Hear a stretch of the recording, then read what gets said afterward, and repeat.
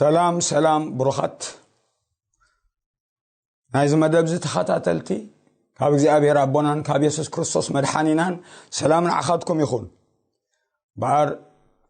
መቀጻል ለማዓንት ንመሃሮ ካብ ቃል እግዚአብሔር አበ ወንጌል ማቴዎስ 13 ካብ 10-13 ዘሎ አርእስቱ ከምዚብል ነዘለዎ ይወሃቦ አዚውን ይውሰኾ ነሱ ዘይብሉ ግና ነታዘላቶኳ የግድፍዎ ነዘለዎ ይወሃቦ አዚው ኸ ይውሰኾ ነሱ ዘይብሉ ግና ታዘላቶኳ የግድፍዎ ከቢድ ቃልዩ መልእኽቲ ከአ ኣለዎ ስለዚህ እግዚአብሔር ከዛረበና ይሞ ከንጸልይና እግዚአብሔር ተመስገነ ይሁን ቅዱስ ሰማያዊ እግዚአብሔር አቦ በዚህ ያው ቃል ካገርካ ንልብ ሰብስለ ተዛረብ ሁሉም ሰማዕቲ እግዚአብሔር አቦ በዛ ቃልዚ ስለ ተባራብር የመስግነካለሁ ነዛ ቃልዚ ከተግሃሉ ከም ዝፍጸም ድማ ትገብሮን ስኻኢኻሞ እግዚአብሔር በቅዱስ መንፈስ ካخላአኽ ንኽብርኻ ድማ ክኸውን ጸሊ ካብ ዘለዓለም ንዘለዓለም ስምካ ይባረኽ በኢየሱስ ክርስቶስ ስም አሜን ማቴዎስ 13 ካብ 10-13 እቶም ደቀ መዛሙርት ድማ ናብኡ ቀሪቦም ስለምንታይ ኢኻ ብምስላ እትዛረብ ዘለኻ በልዎ ኢየሱስ ማለት መሊሱ በሎም መፍላጥ መስጢር መንግስተ ሰማያት ንኣኻትኩም ተዋሂቡሎ ንኣታቶም ግና ኣይተዋህቦምን ንዘለዎ ይወሃቦ እሞ ኣዝዩውን ይውሰኾ እዩ ነቲ ዘይብሉ ግና ተዘላቶ እኳ የግድፍዎ እዮም ናርአዩስ ኣይርእዩን እናሰምዑን ኣይሰምዑን ኣይስተውዕሉን እዮም እሞ ስለዚህ ብምስላ እዛረብ ኣለኹ ኢሉ ምኽንያት ናይ ብምስላ መዛረቢኡ ገሊጹሎም እዚ መልእኽቲ እዚ ወይ ክብ ወይ ግብ መልእኽቲ ኣለዎ ወይ ክትልምዕ ኢኻ ወይ ድማ ክትደርቕ ኢኻ ወይ ክትምዕብል ኢኻ ወይ ክትከስር ኢኻ ወይ ክትዓቢ ኢኻ ወይ ድማ ክትቁፀ ኢኻ ዓይነት እዩ ዘስምዕ ከቢድ ኢኻ እዚ በኣርእስቲ ቀሪቡ ዘሎ ንዘለዎ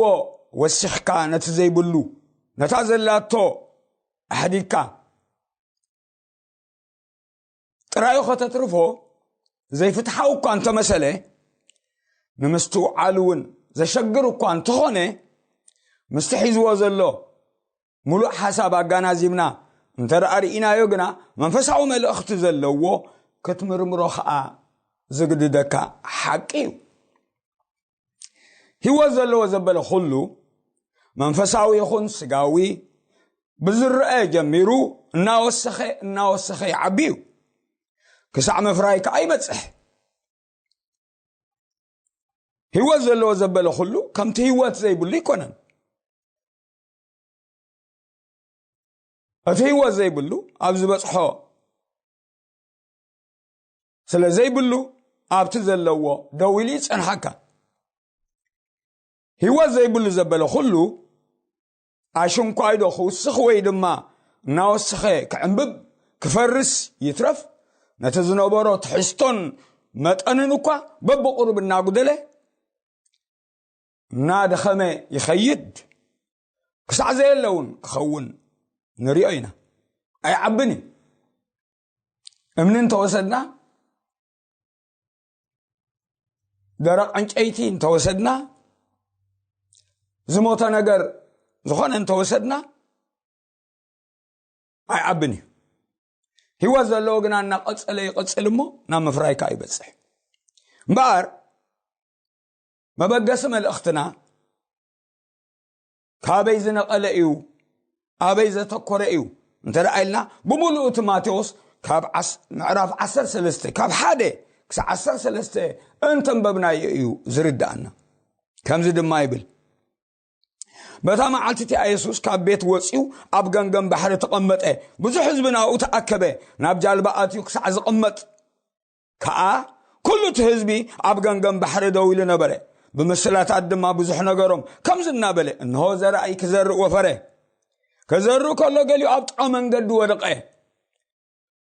اعواف مسين دما بلعو قالي دما بزح حمد اب زي بلو خوح ودقه عميق حمد سلا زي بلو دما قلطيفو بقوله صحاي مسبرقت غنا حاغوغه سور سلا زي بلو دما نقصه قالي اب اشخ ودقه عميق حمد سلا زي بلو اب اشخ ودقه تيشخ دما عبه حنقون قالي اب صبق مدر ودقه قالي ميتي قالي سسا قالي دما 30 فره تسمع اذن زلاتو اسماعيل تسمع اذني يبلالو اذان ايبلن سلازي وشطاو اذني زي بلو ايسمعوني مالك وشطاو عين زي بلو ايريوني مالك اتو وشطاو عينو زي تخفته اتو وشطاو اذنو زي تبسعه كسمع يكلني اذن زلاتو بلنبر اذان زلو ايبلن كل سب اذن له مبار يبلالو اتوم دق امزامرت دمانا او قريبهم سلمنتا يخاب مسلات تزاربهم زلخا بلو از ملس زدما هيبوهم كابز تبغيسنا انا نزي نريو زلنا نزلوا يوهبو يوسخون نتو زي بلو غنا تازلاتو تمسلوكا يغدفو ابلو قاس معرف شمونته اتمسلو يلوالمو سب اذن زلوا از مسلو عين زلوا از مسلو مستوعال زلوا از مسلو وشطاو اذن تزهلون املاخ مسمعي وشطاو عين تزهلون املاخ مرأيه وشطاوي كاب እግዚአብሔር ተቀበለው مستوعال تزهلو بقالو متبارخه حساب እግዚአብሔር ታይ مخانو فلطه مبار እግዚአብሔር بيسوس كريستوس قالوا لإخو صباحنا مهارهم دق اسرائيل لو مصباح يسمعوا صباح يمهاروا يخوننا بله نوح غزي تعقسوهم جن بطواي لبي برسح لبي بغوغي لبي اتلب بالسفر على منقدي تتحيز خلو سلسمعوا زنبروا حنت كنا وشت خياتوه زمانات سلازحلفلو حجنا يمودعتا كابهم زغالاغللو منقدي يفطرال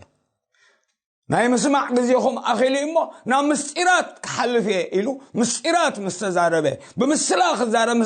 مسجمره غان كوينو مالك سلازي ازي زغبره دما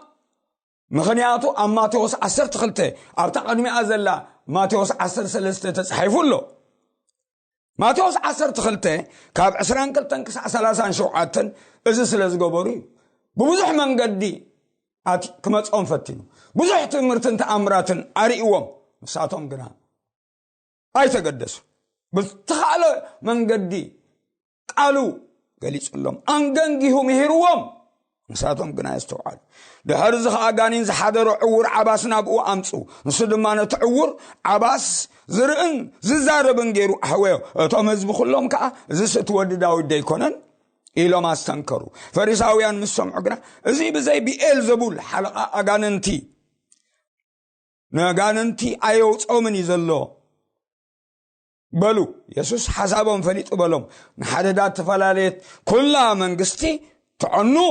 نحددا تفلاليت كلها ختمه ويس بيت ما يتنبرنيا سيطان كابزو صودا دقهم بمنتايو صوم الله تومناتكم ولد تبلوهم مساي كوينوم زعايو زلو اغاننت زوصو خدا بمنتايو صلو بلوم دهرزها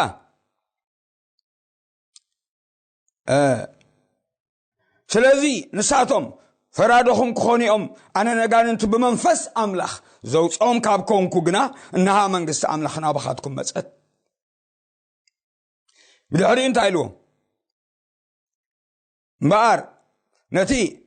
بحيل منفس قدس قبر زلخو أغاننتي كابلكم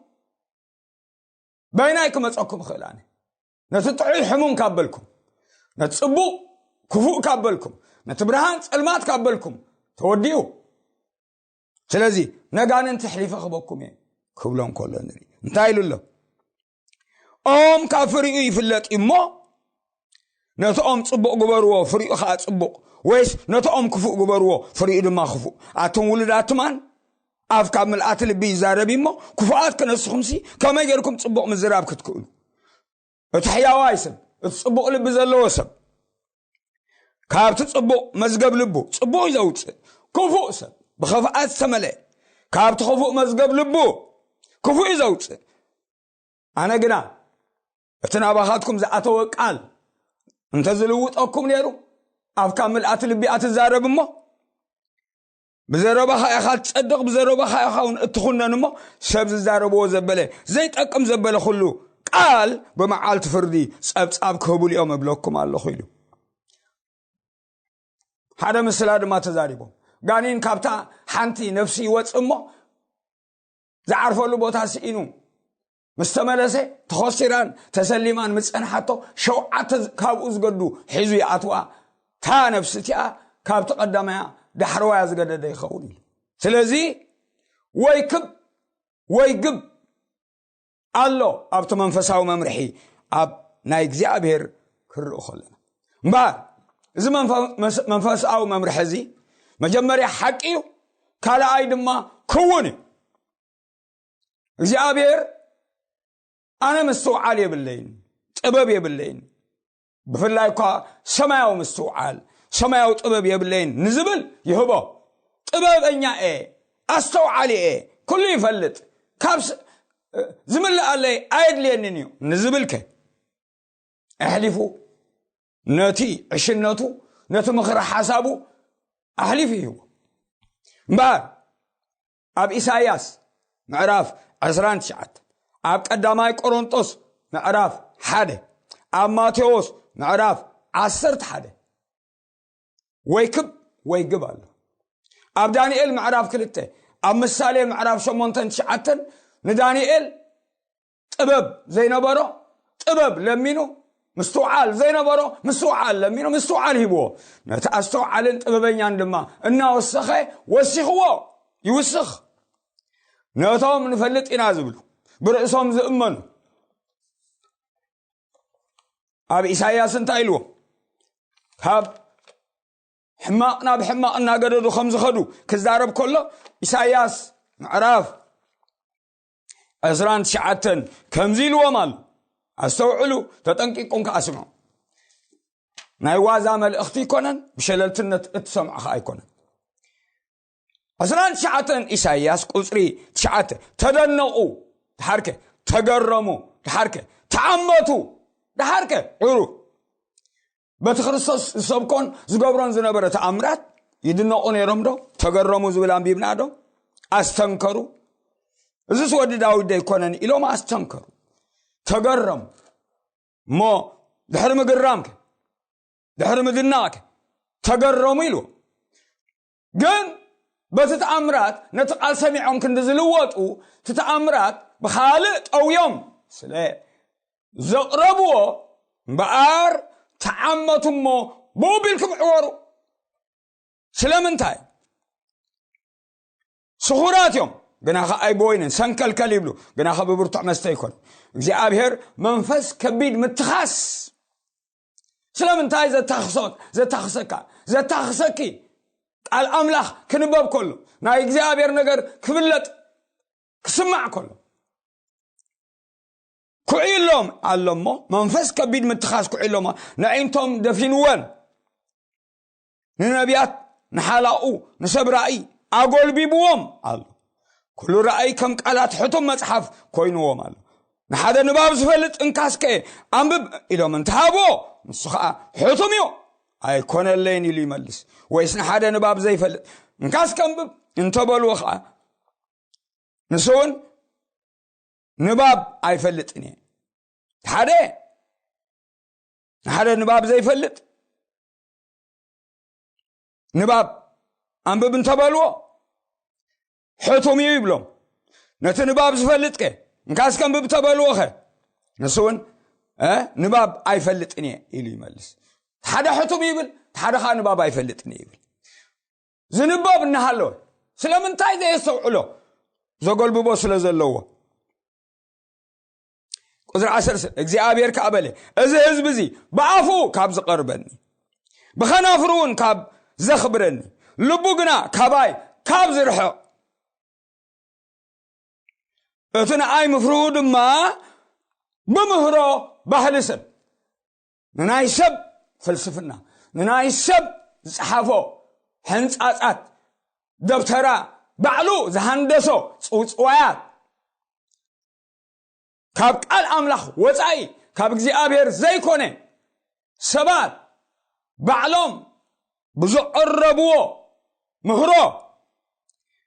ካብ ዝኸውን ስለዚ እነሆ ኣብ ማእከል ህዝብ እዚ ዘደንቕ ተግባር ወዘደንቕ ተግባርን ተኣምራትን ወሲኻ ክገብር እየ ጥበብቶም ጠቢባት ጥበበኛታቱ ክጠፍእ ምስተውዓልቶም ኣስተውዓልቱ ድማ ክድፈን እዩ ኢሉ በዚ ስለዝኸዱ ናብ ዝገደደ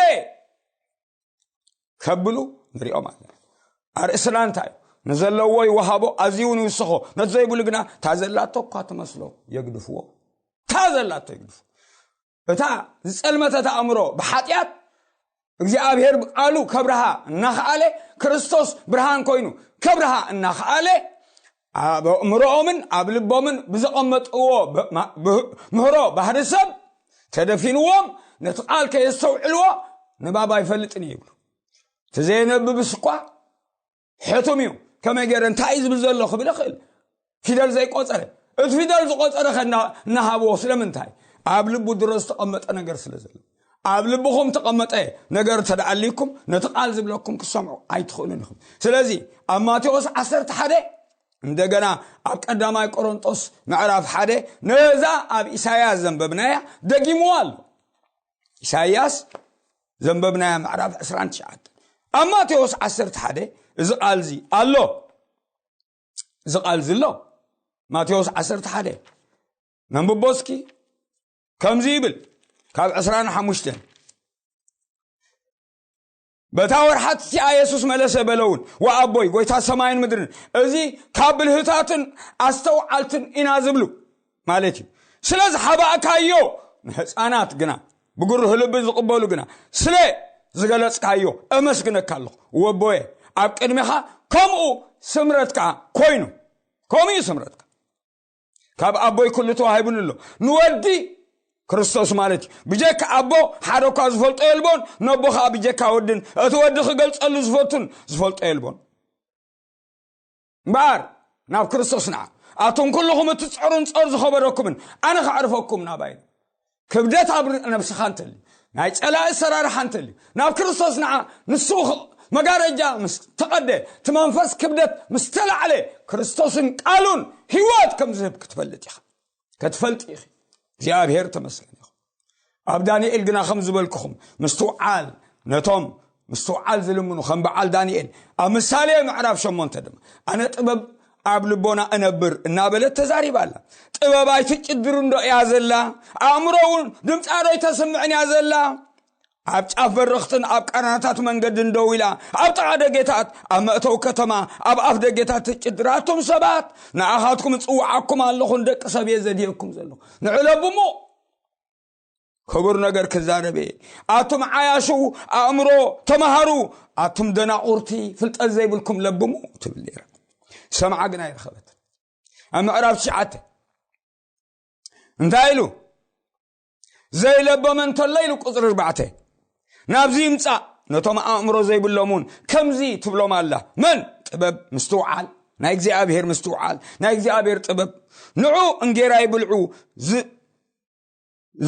زللكو ويني ونستيو بهوات كتنبرس عشنت حدغو بمنقد مستوعال كاتمنالسو نملاغص زمعد نرسو صرفي يقبل نرسي زغسص كا نوري يمصو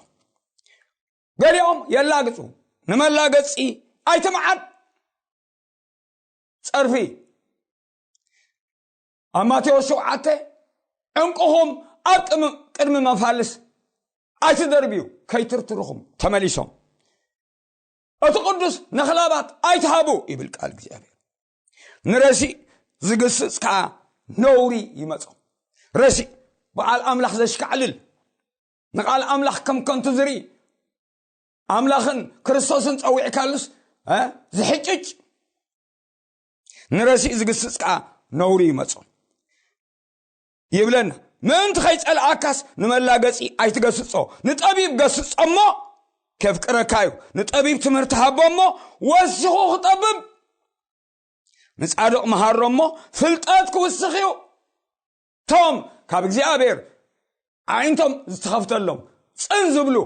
እግዚኣብሔር እናወሰኸ ይውስኾም ወይክብ ወይግብ ካልኣይ ኣብ ብርሃን ዓይን ውሽጣዊ ዓይን እዝኒ ዘላቶ ይስማዕ ኢሉ ኣሎ እሞ ዓይኒ ዘላቶ ከዓ ይርአ መን ዝሃቦ ዓይኒ ኣምላኽ ኣብ ግብረ ሐዋርያት 16 ልድያ ትበሃል ንኣምላኽ ትፈርህ ሰበይቲ ብዙሓት ኣንስቲ ቃል ኣምላኽ ካብ ጳውሎስ ትሰምዕ ነበረት ግን ጽንያ ትብል ነይራ ገለ ክትርባሕ እግዚኣብሔር ከዓ ልባ ዓይነ ልቦናኣ ከፈተላ ነቲ ተኸፍተኸ እናበርሃላ እናደመቐላ ኸይዱ ሰብ ኤፌሶን ወንጌል ምስ ሰምዑ ዓይኖም ተኸፊትሎም እንታይ ድልዎ ንጳውሎስ ኣብ ግብረ ሐዋርያት ዓይንቶም ክትከፍተሎም ብምንታይ ብወንጌል ውሽጣዊ ዓይኒ ብወንጌል ሰሚዕካዩ ዝኽፈት ብኸምኡ ይመጽእ ናይ ደጋዊ ዓይኒ ሓሎ ሰልሞ ኣብ ዝበጽሖ ይብሉን ካብዚ ዝረአ ማተርያላዊ ዓለም ዝጭበጥ ዓለም ኣሕሊፉ ኣይርአን እዩ መንፈሳዊ ነገር ክጥምት ኣይኮነሉን እዩ ስማዕ ስምዒ እግዚኣብሔር ተመስገን ይኹን ስለዚ ኣብ ግብረ ሐዋርያት 16 እንታይ ኢሉ ከምዚ ይብል ግብረ ሐዋርያት 16 ካብ ቁጽሪ 16 ግና ከተንስእ እሞ ብእግርኻ ደው በል ነቲ ዝረአኻዮን ኣነ ድሕሪ እጂ ክገልጸልካ ዘለኒ ነገር ኣገልጋልን ምስክርን ክትከውን መዲበካ ኣለኹ ስለዚ ድማ እተገለጽኩልካ ካብ ህዝብኻን ካብቶም ናባታቶም ዝልእካ ኣሕዛብን ከዓ ከናግፈካ ኣሜን ንኣይ ብምእማን ከዓ ሕድገት ሓጢኣትን ርስቲ ምስ ቅዱሳንን ክረኽቡ ካብ ጸልማት ናብ ብርሃን ካብ ስልጣን ሰይጣን እውን ናብ ኣምላኽ ክምለሱ ኣዒንታቶም ክትከፍተሎም ድሕሪ ምኽፋት ምብራህ እልእከካ ኣለኹ ኢልዎ ጎይታ ኢየሱስ ንጳውሎስ እምበር ወይ ኣዒንትኻ ክበርህ እዩ ወይ እቲ ምስትውዓል ዘይብሉ ጸልመተ ኣእምሮኻ መሊሱ ናብ ዕረት ገጹ ክኸይድ እዩ ሓደገኛ እቲ ዘየስተውዕል ልቦም ጸልመተ ኢሉ ኣብ ሮሜ ምዕራፍ 1 ዘየስተውዕል ልቦም እዩ ዝብል ዘሎ ጸልማት ኣሎ እንተ ደኣ ነቲ ዝቕረበልካ ዘሎ ወንጌል ኣቢኻዮ ግና ካብ ምጽልማት ናብ ምዕዋር ትኸይድ ሓደገኛ ኣብ ካልኣይ ቆሮንጦስ ምዕራፍ 4 ነቲ ብርሃን ወንጌል ስለ ዘይተቐበልዎ ገዛና እዚ ዓለም እዚኣ ንሓሳብቶም ዘይኣምኑ ኣዕሮ ኣብ ዮሐንስ 10 ወንጌል ዮሐንስ 12 ካብ 37 እዚ ኩሉ ተኣምራት እናርኣዮም ስለ ዘይተቐበልዎ ብርሃን ዓለሜ በብርሃን እመኑ ደቂ ብርሃን ክትኮኑ ኢልዎም ስለዚ ኣበዩ ከምቲ ብነቢ ኢሳያስ ዓይንቶም ኣዕረ ዝበሎ ትንቢት በጽሕዎም ከዓ ይብል ስለዚ ይብል ኣለኹ ካልኣይ ቆሮንጦስ ምዕራፍ 4 ኣብ ካልኣይ ቆሮንጦስ ምዕራፍ 4 እዚ ቃልዚ እንተ ደኣ ርኢናዮ እንታይ ኢሉ ኣሎ ካብ ቁጽሪ 4 ትብርሃን ወንጌል ናይ ክብሪ ክርስቶስ ንሱ ከዓ ምስሊ ኣምላኽ ምእንቲ ከየብርሃሎም ትቃል ከይበርህ ኣብ ልቦም ኣምላኽ እዚ ዓለም እዚኣ ንሓሳብቶም ዘይኣምኑ ኣጸልሞቶ ይኮነን ዝብል ዘሎ ኣዕወሮ ፈሊጦም ክሪኡ ክሳዕ ዘይክእሉ ሓንሳ ዕድል ተዋሂብዎም እሞ ብወንጌል ብህይወት ኣብቶም ዝኣመንዎ ብዘምጽኦ ለውጢ እናረኣዩ ዘይኣምኑ ነዚኦም ናይ ጸላኢ እውነት ተዳልየሎም አለ ካብ እግዚአብሔር ተአዘዘ ስለዚህ ማለት ክርስቶስ ኢየሱስ ከም ጎይታ ንርስና ግና ምእንቲ ኢየሱስ ከም ጉዛኣትኩም ጌርና እምበር ርእስና ይኮንና ንሰብኽ ዘለና ካብ ጸልማሲ ብርሃን ይብራህ ዝበለ ኣምላኽ እሞ ንብርሃን ፍልጠት ናይ ኣምላኽ ክብሪ ብገጽ ኢየሱስ ክርስቶስ ኣብ ልብና ኣብሮ ኣብ ጸልማት ብርሃን ይብራህ ይብል ጎይታ ምስ ዓወርካ ግን ክትሪኦ ይትኽእልን ኢኻ ኣብዛ ጸልመተት ምድሪ ኣብዚ ጸልመተ እምሮ ወዲ ሰብ ድንቁርናን ፍልጠት ኣምላኽን ኣብ ዘይብሉ ጎይታን ቃሉን መጽኦም ዘይትቕበል እንድሕር ኮይንካ ተወዲኡ ፍርድኻ ኣብ ካልኣይ ምዕራፍ ኣብዛ ቆሮንጦስ ካልኣይ መልእኽቲ ጳውሎስ ናብ ሰብ ቆሮንጦስ ምዕራፍ 2 ካብ ቁጽሪ 14 እንድሕር ኸይድና ክሳዕ መወዳእታ እዚ ይብል ግና ኸይሉ ነቲ ብክርስቶስ ኩሉ ሰዕ ናብ ዓወዝ መርሓና ብኣናውን መኣዛ ፍልጠቱ ኣብ ኩሉ ቦታ ዝገልጽ ኣምላኽ ስብሓት ይኹኖ ማለት ኢሉ ኣብ ማእከል እቶም ዝድሕኑን እቶም ዝጠፍኡን ኣብ ቅድሚ ኣምላኽ መኣዛ ክርስቶስ ኢና ንገሊኦም መኣዛ ንኾኖም ንገሊኦም ከ ዝቐትል ሽታ ንኾኖም ኢሉ ኣብ ማእከል እዩ ዝብል ዘሎ ስለዚ ኣብ ማእከልኩም ወንጌል ዘብርሁ ደቂ ኣምላኽ ሓቂ ዝሓዙ እናሃለው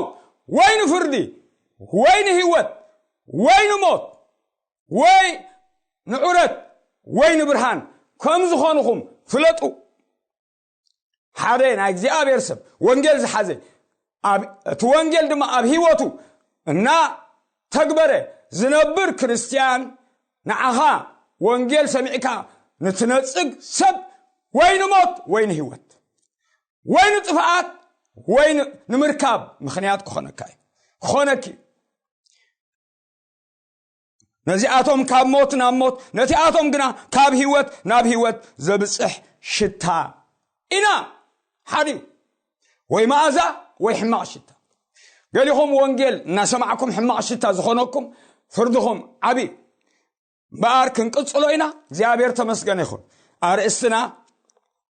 ንዘለዎ ይወሃቦ ኣዝዩን ይውስኾ ነቲ ዘይብሉ ግና ነታ ዘላቶ እኳ የግድፍዎ ዝብል ሓደገኛ መምርሒ ቃል ኣምላኽ ሎሚ ኣብ እዝንና ሰሚዕና ኣለና ዝወድሓንኩም እግዚአብሔር ይባርኩም ኣሜን